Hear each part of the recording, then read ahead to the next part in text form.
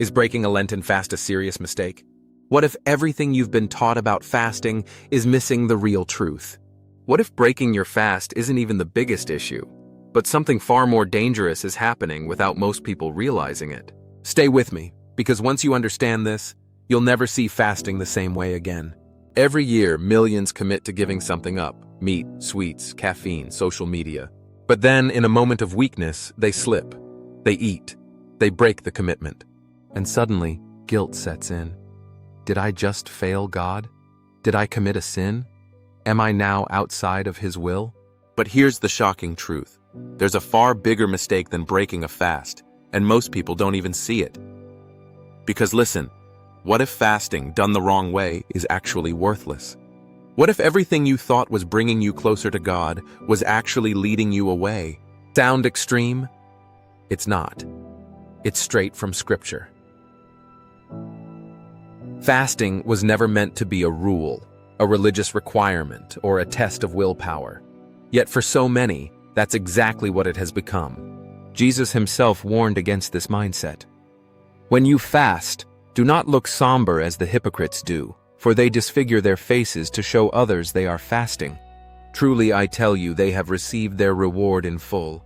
But when you fast, put oil on your head and wash your face, so that it will not be obvious to others that you are fasting, but only to your Father, who is unseen. The message is clear. If fasting is just a box to check, it's already lost its meaning. And it gets even more serious. The Bible actually describes a time when God rejected fasting altogether. His people were going through the motions, but their lives weren't changing. They were still acting selfishly, still mistreating others. Is this the kind of fast I have chosen, only a day for people to humble themselves? Is not this the kind of fasting I have chosen? To loose the chains of injustice, to set the oppressed free, to share your food with the hungry. It's not about deprivation. It's about transformation. If fasting isn't leading to real spiritual change, it doesn't matter whether it's kept perfectly or broken completely. So what happens if a fast is broken? Is it a sin? The answer depends on something deeper.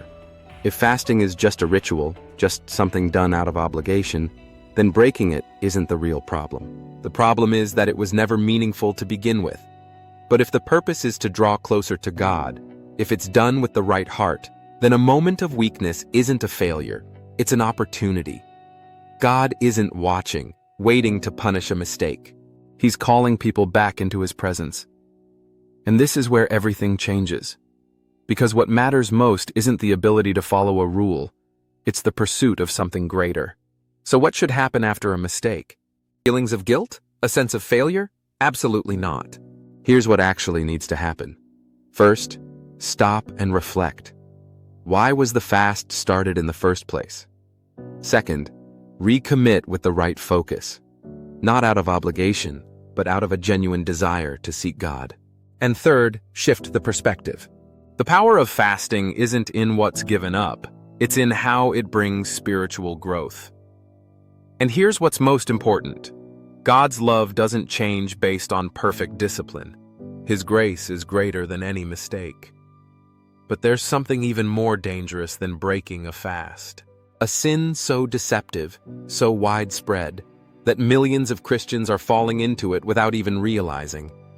And it could be happening right now. It's something far worse than slipping up on a fast.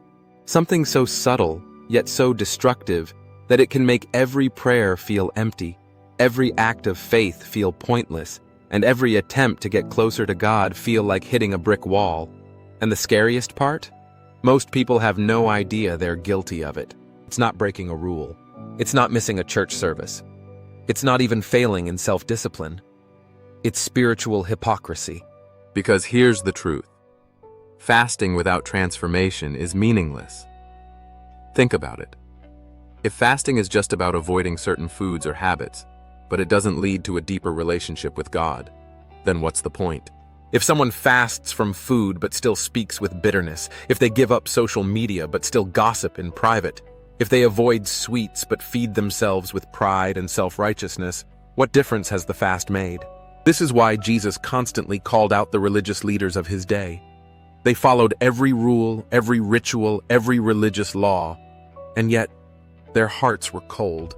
They looked holy on the outside, but inside, they were far from God. And that's the real danger. Not breaking a fast, but keeping it with the wrong heart. This is why Isaiah 58 is so powerful.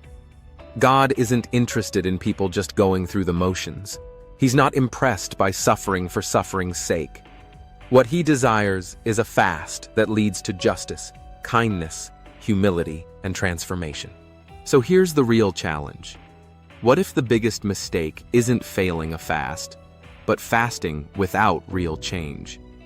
If a fast doesn't lead to more love, more grace, more compassion, then was it ever truly a fast? So now there's a choice to make. Keep fasting the way it's always been done, just another routine, another tradition, or step into something deeper, something real. Because true fasting isn't about what's lost, it's about what's gained. And that leads to one final, life-altering question. What if the way most people pray is just as ineffective as the way they fast? If fasting can be done wrong, what about prayer? What if millions of people are praying in a way that isn't just powerless, but actually pushes God further away? The answer will change the way you pray forever. View our video on prayer to learn more.